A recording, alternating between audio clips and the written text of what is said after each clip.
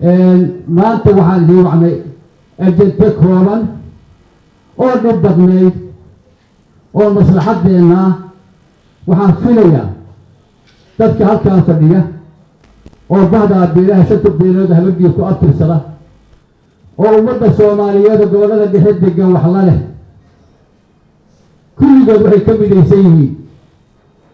inay arkaan deked ku taal gobollada dhexe oo shaqayda oo weliba dekeda howyo oo hadda howlahoodu socdaan oo shaqayda intaan nool nahay inay arkaan. waxaan hubaa inay wada jecel yihiin arrintaa iyadaa galmudugay maslaxad u tahay iyo dadka gobollada dhexe beeshaana barshituwaalaha ugu badan ee macaashka dadka ka helayay ka mid tahay. waxaan maanta idiin wacay ajantaha koowaad wuxuu yahay taageerid aanu taageerayno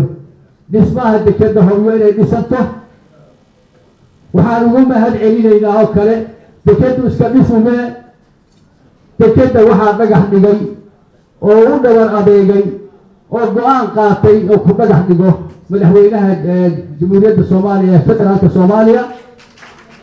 maxamed cabdullaahi farmaajo ayaa dhagax dhigay. go-aan geesinimo leh oo wuxuu qaatay dekeda howyo inay ka mid tahay horumarinta bulshada ummadda gobollada dhexe degan inay u baahan tahay. mahad celin halkaa ka bilaaban ayaan u mahad celinaynaa dowladda federaalka oo isagu madaxda ka yahay ra-iisul wasaaraha dhammaantood waxaan ugu mahad celinaynaa bilowgii ay bilaabeen dekeda howyo inay dhagax dhacaan ilaa iyo hadda ay baaqi ku yihiin waxqabadka inay ummadda wax u qabtaan. waan ka mahad celinaynaa waana ugu hambalyeynaynaa. waxaan kaloo u hambalyeynaynaa oon u mahad celin intii ka shaqayday oo kale oo gacan ku siinaysa oo ka mid yihiin dowladaha arrimaha daneeya sida dowladda hadda tagtay oo shaal daraad la geeyey oo sheegtay inay dhisi doonto iyo intii la mid ah oo gacan ka geysatana waa uga mahad celinaynaa. maanta halkan waxaa la isugu yimid in la taageero dhismaha bilowday oo dekeda hobyood ka bilowday dhaqdhaqaaqa ka bilowday in la taageero ayaa la isugu yimid maanta halkan. dhismaha hobyood waxaa keenay dowladda federaalka ayaa keentay ayada hore u taageernay mar labaad ayaan taageeraynaa. waakii looga baahnaa wax kamid a ayay qabatay. waxaa in run laga sheegaa loo baahanya walaalayaal. waxaa weeye intii ilaa 60 inta aan xorahayn oo dadka intiisa badan ousan dhalan dekeda hobyo dowladdii ugu horreyda dhagax dhigta waa dowladdan. dowladdii injineergeyda ugu horreyda waa midaan. waxaan u malaynayaa waa la dhisaya waa la dhihi jiray laakiin maanta ka hor dhaqdhaqaaqiisa ma hayno. halkan waan ku sawiran madaxweyne oo dhagax dhigaya halkan waan ku sawiran bishii janaayo ee lasoo dhaafay ahayd haddana 6 bilood ka bacdi waa taa waxaa la geeyay ragga dhisi lahaa. aad iyo aad ayaan uga mahad celinaynaa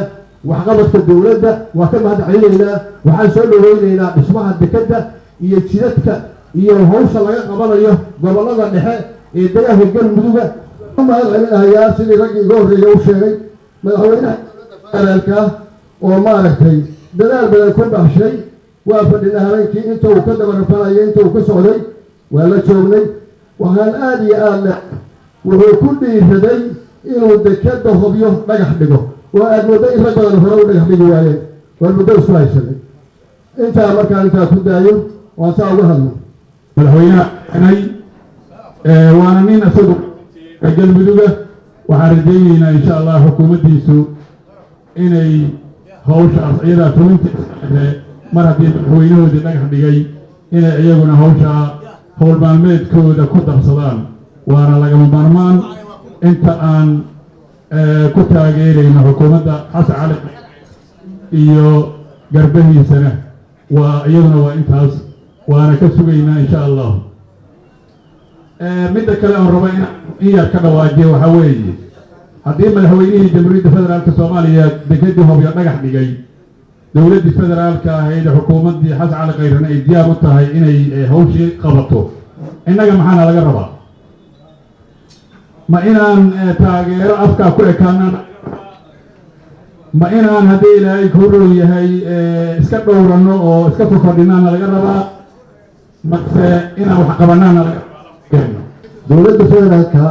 ayaan mahad ballaarin u celinayaa anoo ka bilaabaya madaxweynaha mudane maxamed cabdullaahi farmaajo ra-iisul wasaaraha iyo dhammaan xukuumadda waxaan uga mahad celinayaa waa dowladda ugu horreysay ee ku dhiirata ama isku dayda inay samaysa dhaqaaq kadib dhaqaaqi lagu qiin dowladaha waxaan idiin sheegayaa deegaanada gobollada dhexe ama galmudug ha noqotee mudug ama galguud midkeeda doonto ha noqotee xuquuqda ay ku lahaayeen dalka weligood maysan helin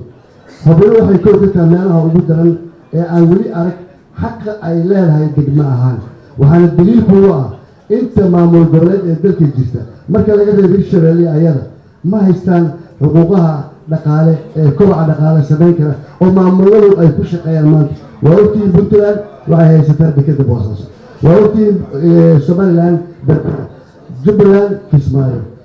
hirshabeelle iyo hob iyo galmudug unbaan dekan lahayn marka waxaan uga mahad celinayaa madaxweynaha tallaabada uu qaaday ah inuu ku dhiiraday inuu galmudug u bilaabo ama dhagax dhigo dekadii ugu horreysa ee laga dhaqaaqi lahaa taa ayaan ka mahad celinayaa isaga iyo ra-iisul wasaarahaba waxaan idiin sheegayaa january 26 maalintuu dhagax dhigay maantana waxaa la marayaa in dowladda qatar ay timaado wafdi ballaarin uu ka yimaado ka socda dowladda qatar u qaybsanaha arrimaha dekedaha iyo dhismaha iyo madaxtooyada qatar boqortooyada haday noqon lahayd miis waxay muujinaysaa in dadaalkiisu uusan fadhinin oo uusan ku ekayn kursi xafiiseed loo dhaqaaqayo la aaday adduunka la tegey dalalka ama cid kastoo isdhihi karno waxbay qabanaysaa marka dowladda qatarna waxaa looga mahad celinayaa tallaabada ay qaado waxaana ka codsanayaa inay ka dhabayso ballanqaadkii ay ka bixiyeen magaalada hobyo ee aan goobjoog u ahaa inay ka qayb qaadaan ama isaga kadib xukuumaddii u horreysay oo isku dayday inay gobollada dhexe oo dhan soomaaliya reer ma laha dad gaara ma laha ilaa 5 gobol inay ka faa'iidaystaan cadaaladda iyo waxa la yidhaahdo wadaniyadda oo wax la abuuro waxaa dhacay maalmihii xornimada ee la dhaafay ee soomaaliya ee isku xixigay 26 juun iyo 1 luulyo 27 oo walaalaheen jabuuti markii laga hadlayay waxaa dhacday in madaxda qaranka uu madaxweynuhu ugu horreeyo inay abaal mariyeen dad soomaaliyeed oo halkaa ku sawiran waa dad ammaanadii iyo dhaxalkii soomaali ay wada lahaayeen oo ka dhexeeya dad badbaadiyey waxaa bilowday waddo cusub oo ah in laysku abaalmariyo oo laisku wanaajiyo qofku waxa uu qabtay iyo wixii wanaaga uu sameeyey meeshii waayihii dambe ay ahaan jirtay 30 sano la soo dhaafay qofku wuxuu bi'iyo iyo wuxuu qabsaday iyo wuxuu dilay meeshii wax lagu tiri jiro magac lagu yeelan jiray mahad celinayaa guddiga habargidid oo mar alla markii habargidid la isugu yeerahayo gobasha fidiya meel walba ka qayb gala magac iyo sharafna ku leh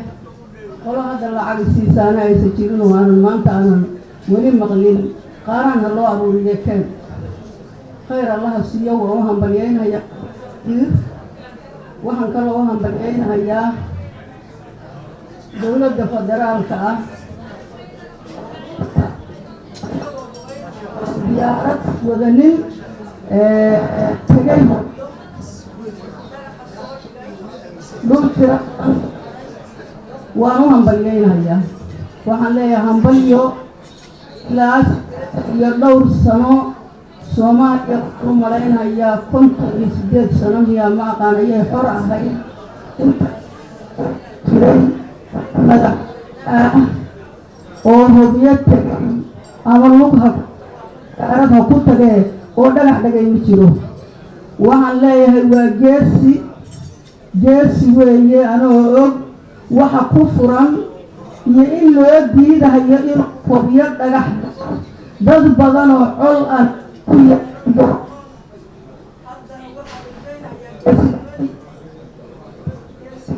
iyo codkarnimadii dekadaas oo weligeed yaalaheed aan nin madaxweynaha dekad dhigin taariikhday u geli doontaa waxaan leeyahay hambalyo ummadda deganina waa dad wax qora waxna akhriya geesiyaal ah ku garab taagnaan doona kuguna hambalyeyn doona waxaan ku leeyahay guulayso dekadana dhis allaha kula garab galo allaha kula garab galo qofkii ilaahay garab galo ayaa khayr iyo qanaacaad helaa helo baad tahay dalkana waxbaad ku leedahay nin soomaaliyana waa tahay adiga iyo dowladdaada iyo wasiirkaaga ra-iisul wasaarahaagana hambalyaan idin leeyahay